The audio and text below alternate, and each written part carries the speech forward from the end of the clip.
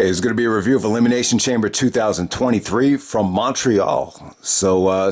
Obviously I think it was a great show, tremendous atmosphere. I think the main event was tremendous. Both chamber matches were good. It was definitely a step up from last year's Saudi Arabia Elimination Chamber show, which, really doesn't surprise me. But yeah, let's get right down to it. The first Elimination Chamber match with the women. This was the number one contenders for Bianca's championship match at WrestleMania, and Asuka goes over. I think they made the right call.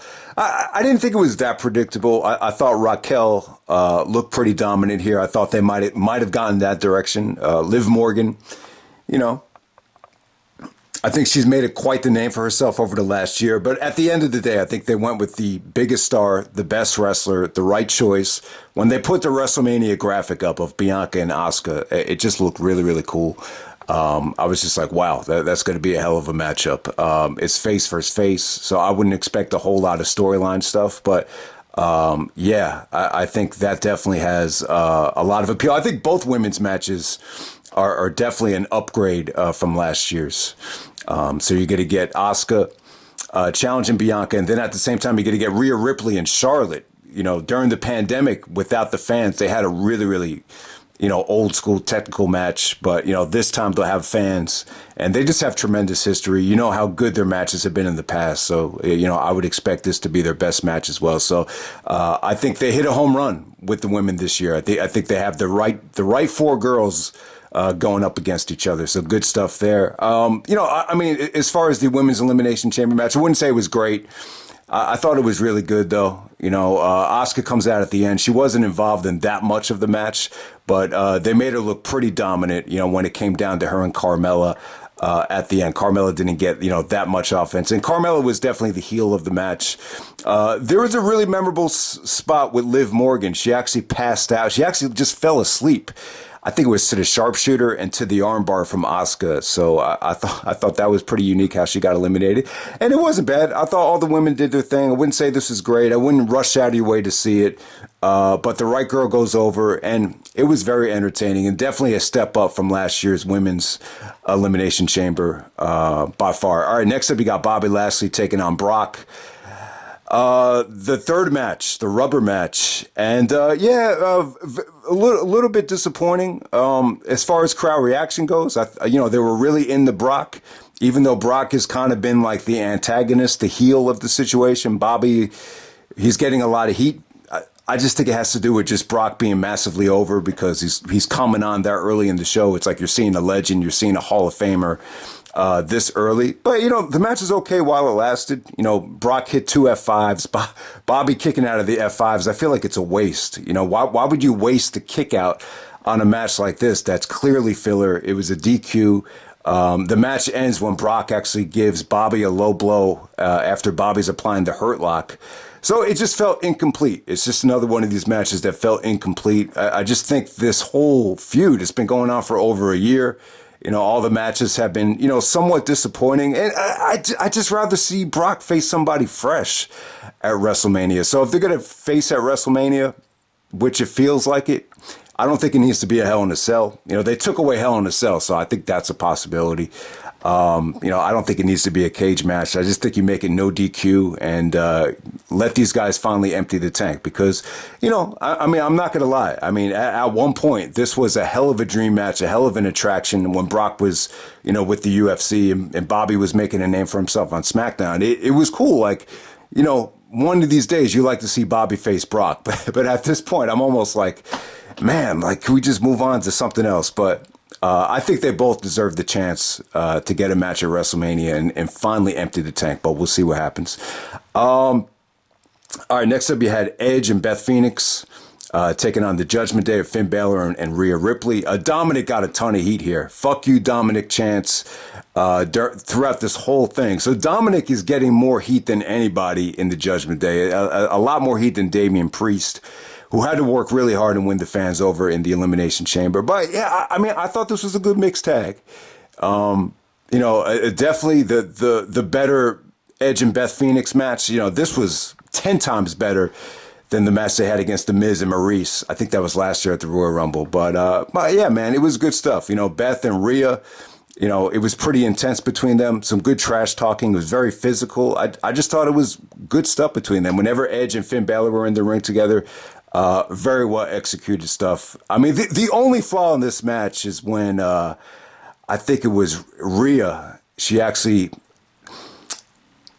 did the brass knuckle shot to Edge, and Beth didn't make the save in time, and you could see Edge kind of reluctantly kicking out just to be on the safe side. That was pretty much the only flaw in it, but I thought Edge and Beth Phoenix, they looked like a dominant couple in this match. Dominic Mysterio did some cowardly heel things and got a tremendous amount of heat.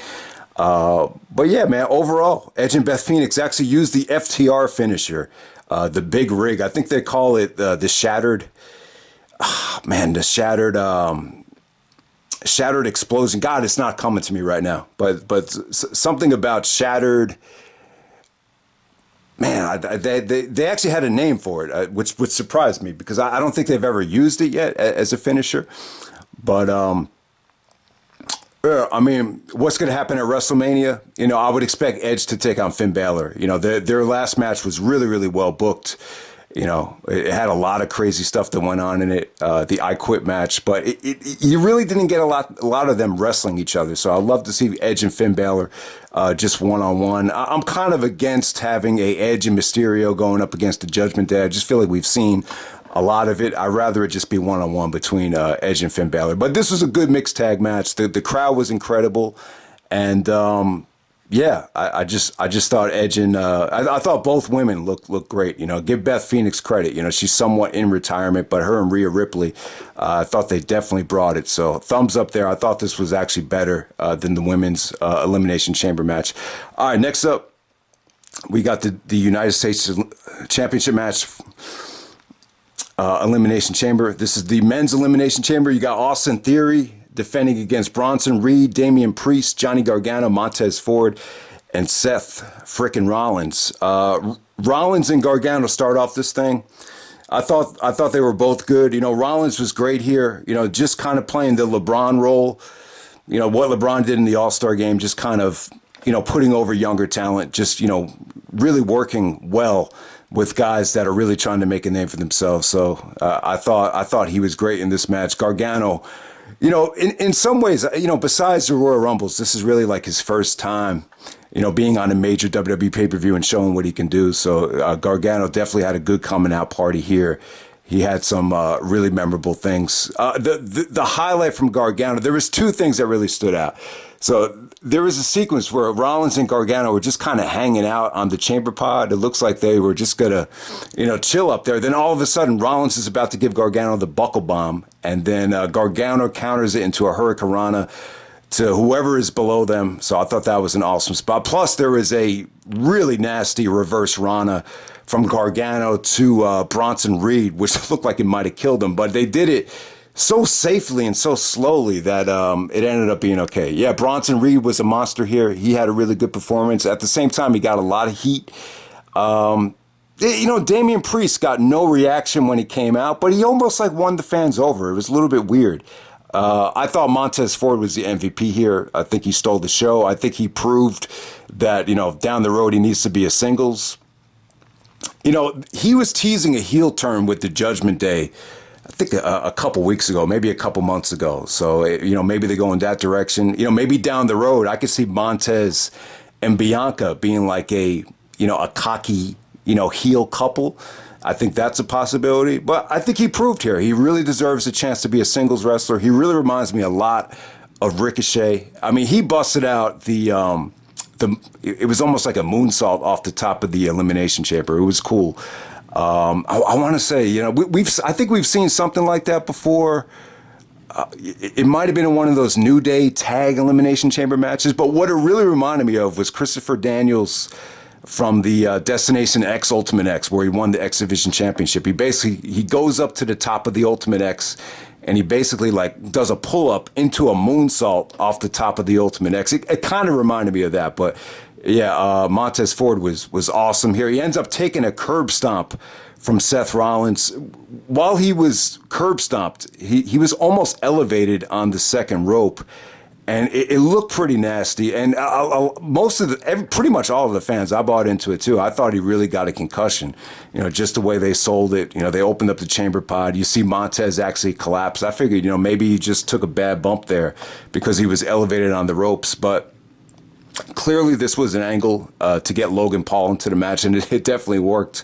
And I like it, man. So they're going to go with Logan Paul and Seth at WrestleMania. I really like it, man. I mean, at the Rumble, Logan eliminated Seth. I thought their chemistry at the Rumble was incredible, and I said to myself, man, that is a hell of a matchup. I didn't even think about it, but there's a lot to it as well. Seth was actually criticizing Logan for leeching off the WWE just to, go viral. And it's true, too, because I never heard of Logan Paul until, I think it was, WrestleMania 2021. I think he made an appearance with Sami Zayn and the Kevin Owens match on that show. I never even heard of Logan Paul until that WrestleMania. So in a lot of ways, it is true. So that kind of opens the door for Austin Theory to get the victory over Seth Rollins there. But, good performance from Theory. I want to say it was a cowardly heel type of victory. There were parts in the match where you almost forgot Theory was out there. But Theory was good, man. Definitely a step up from last year's Elimination Chamber where he was kind of treated like a joke by Brock. Brock was kind of mocking him with the social media stuff with the phone, and he F5'd him off the top of the chamber, and it just felt like Theory was treated like shit there. But Theory's come a long way. I thought he had a good performance. I thought all of these guys busted their ass. This was one of the most athletic and, fun Elimination Chambers I think we've had. Definitely not the best, nowhere near the top half of the best, but definitely a step up. It was better than a lot of Elimination Chamber matches, no doubt about it. And then the main event, we got Roman taking on Sami Zayn in Montreal.